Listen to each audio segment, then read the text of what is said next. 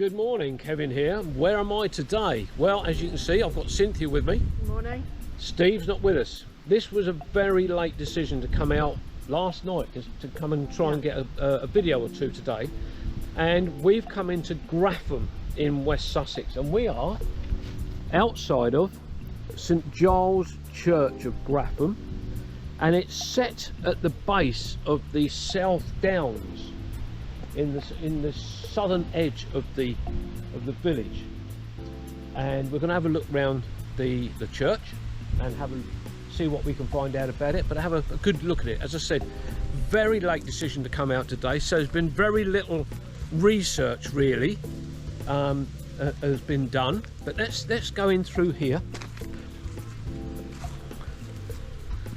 There is a lot of activity going on at the moment at the church. They're moving a lot of stuff out to go to the Graffham fete that is on today. And I'm on the north side of the church, and as you can see, it is a typical Sussex flint construction under a tiled roof. And we've got the tower here, which is Norman, and it's underneath a shingled spire. But just over here, just look at these, we've got a little doorway tucked away in the corner just there, very small little door, possibly a boiler room, I'm not sure. But then we come here and we've got this much taller doorway going up these steps, and look at this ironwork. Isn't this lovely? Beautiful ironwork here with the surrounds of the doorway of stone. So let's have a little bit of a wander around along the north edge of the church.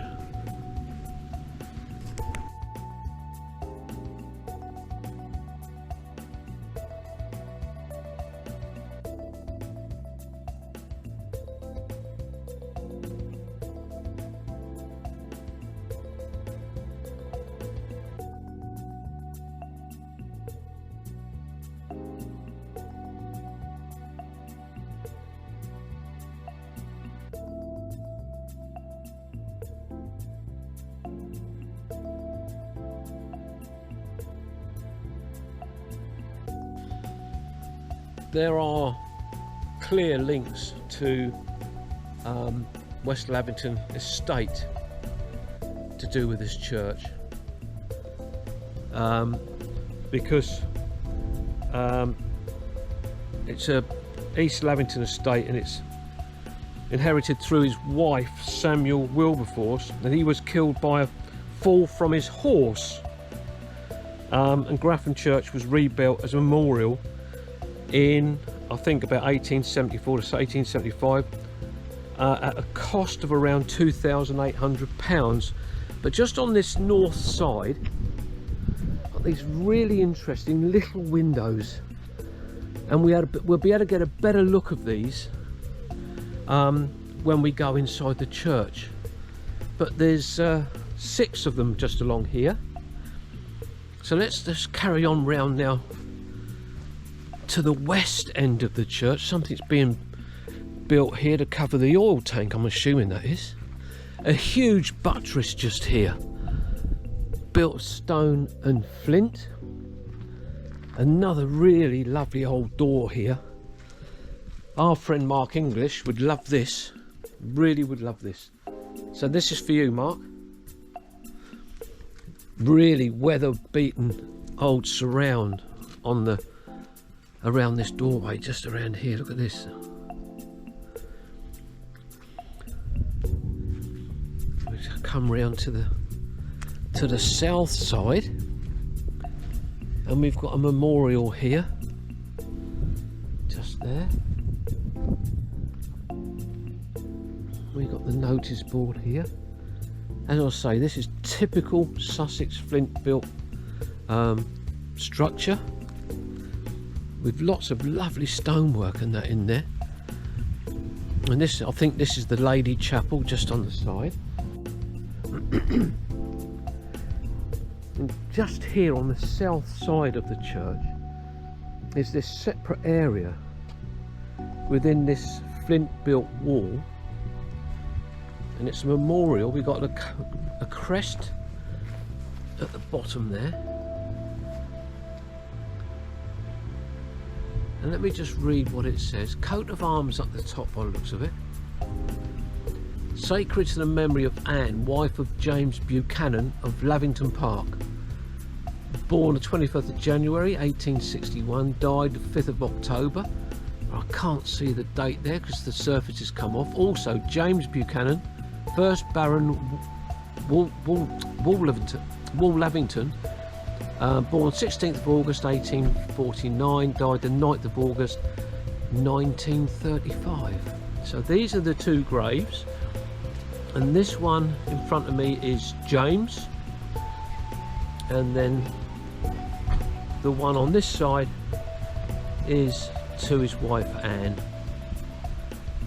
Now, as I say, this is a slightly enclosed area, and there is a cross here, and this is to in memory of Hector MacDonald, born in May 1900 and died in September 1930.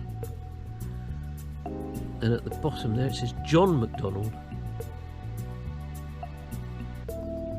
of Buenos Aires, Argentina. But just here, rather gruesomely, not sure whether that's a deer's head or a goat's head, but anyway, we need to get inside the church now and have a look to see what we can see in there. So Cynthia and I are now just going to enter the church, and the unusual thing that we've noticed is there is no porch on this church. So Cynthia's just going to go down and open the doors for us. Again, another door with this fantastic ironwork. Just look at this here, it's beautiful. So we're going in now into the church, and this is the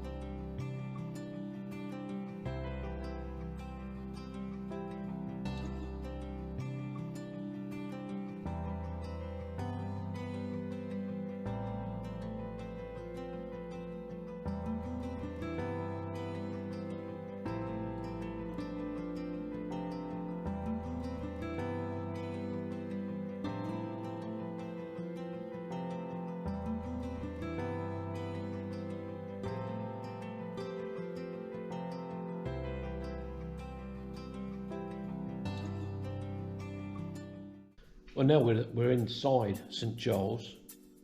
Let me just show you some of these fantastic doors.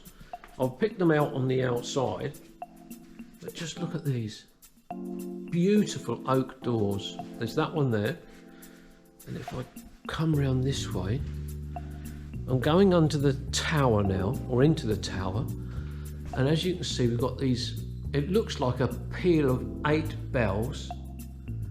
And we've got the sallies coming down. But look at this door here. Just look at this. A huge lock on it. But they've obviously taken great care of these doors, because I can smell the fresh oil that's been used to preserve the wood. And we've got these plaques on the walls here for different people. And as I head back down through the nave towards the chancel, I'm going to tilt up and just show you these timbers in this roof. Look, that is just amazing. Beautiful timber roof there. And as you get in towards the chancel, you've got the boarded roof, which is completely different in a lot of ways than the one in the nave. Here we've got the pulpit, which is made of stone, and if I just walk up the stone steps, it'll give you an idea of how much higher we are. And I've got a congregation of one, and that's Cynthia,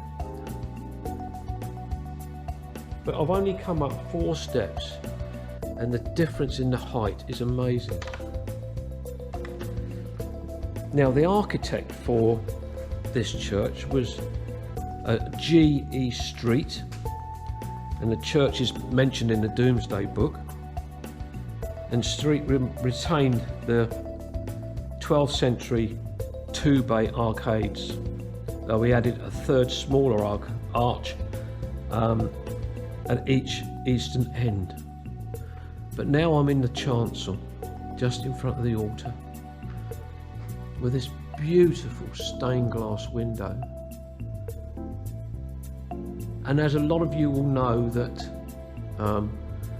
follow my channel, you'll know that Cynthia, Steve and myself, we admire the stained glass windows that we've seen in so many churches. They're absolutely stunning. And here, just here, look, this doorway again. It's an oak doorway, again with all the original ironwork on there. And just look at the size of the keyhole there. It's huge. Beautifully done. And we've got the organ pipes there. Lovely, really, really lovely. As I wander around St Giles,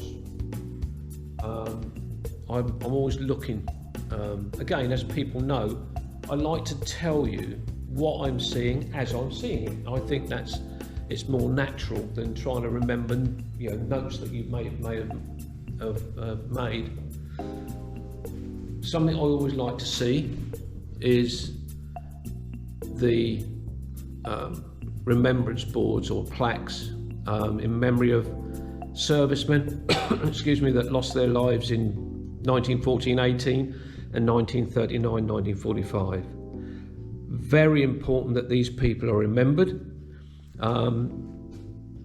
excuse me, because of the sacrifices that they made for us, which was immense, really. And we've got this lovely framed plaque here.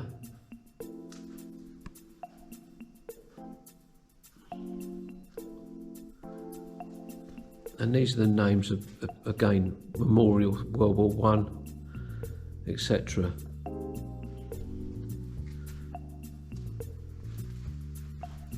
I'm just leaving. I'm actually in the tower end, the west end of the church, and just in front of me, which is an unusual place to see a font, and it's a stone-built font, and it's set between these 2 pews, very unusual.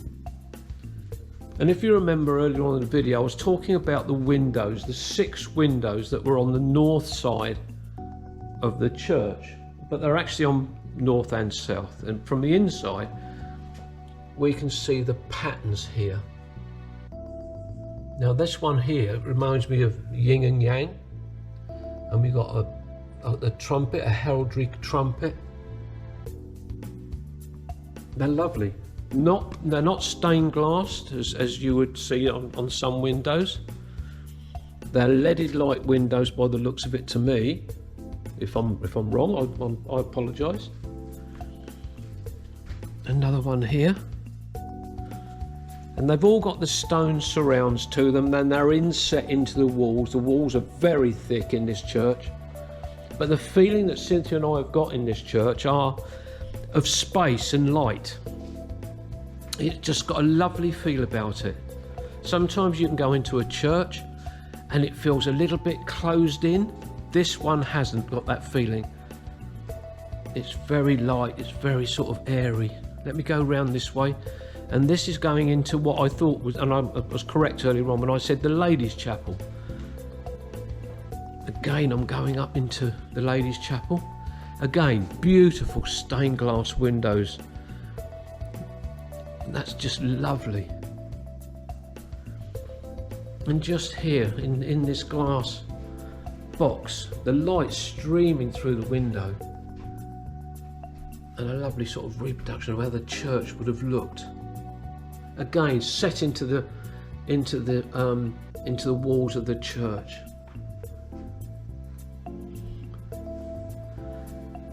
And here we are, beautiful brass plaque. To the glory of God and the blessed memory of Anne, the wife of Sir James Buchanan, Bart of Lavington Park. For many years, a church warden, a ministering spirit whose constant care was the happiness of others and whose life was devoted to good works. Entered into rest October the 5th, 1918.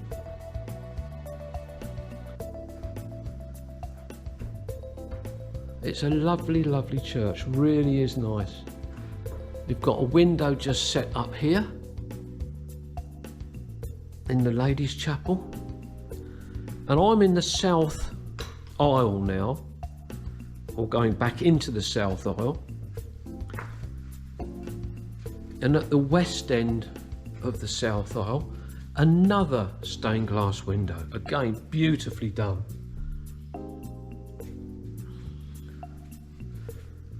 And when I walk around these churches now and around the windows, I'm looking at the door surrounds and the window surrounds to see if I can see any telltale atropaic marks.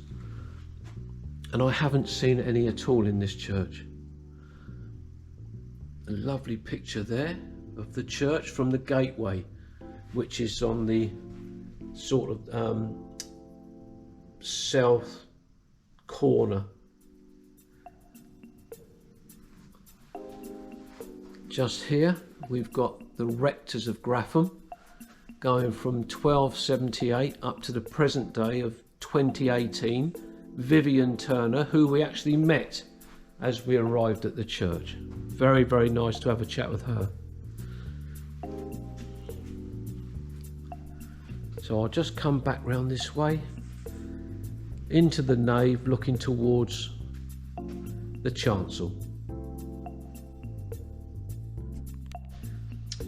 Well, I was just about to go and do another bit, and Cynthia called me. I'm back in the tower, and she'd noticed these frames on the wall, and I want to get Cynthia to tell me what these are about, if she would. Yeah, this one is to commemorate when they did the first peal on the recently augmented bells, and they were rung to mark the centenary of the Sussex County Association of Change Ringers. Change Ringers, okay. And this was way back in 1985, and they rang for 2 hours and 44 minutes. Okay, that's cool. That's a long time. It is. And what's the other one? Similar. This one again rung to mark the centenary of the Sussex County Association of Change Ringers. Although it's a different date, it's the same year. And it lists the name. I won't leave them all out, but they list the names of the ringers. Yeah. Doesn't say how long they rang for, but they did the plain bob doubles. Yeah. Might mean something to a bell ringer. Campanologists? Campanologists, aren't they? Yeah. And this was a peal of minor changes. Again, well, that's 1986. Yeah. And they rang for 2 hours and 37 minutes. Wow, that's a long time ringing. It is a long time, isn't it? Yeah. Ringing bells. Gosh. That's brilliant. Brilliant to find now. I hadn't spotted that, I must admit. That was a great There's find. so much to spot here. There is, isn't there? Yeah, absolutely. Well, Cynthia and I have finished having a look round the inside of St Giles's of Graffham. As I said earlier on, we're set right at the base of the South Downs, which is to the west of us. So we're going to head off now, and so this will be Kevin and Cynthia saying bye-bye, and we'll see you on the next one. Bye-bye. Bye.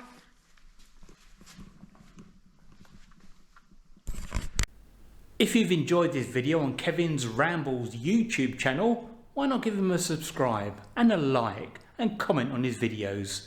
It'd be very much appreciated.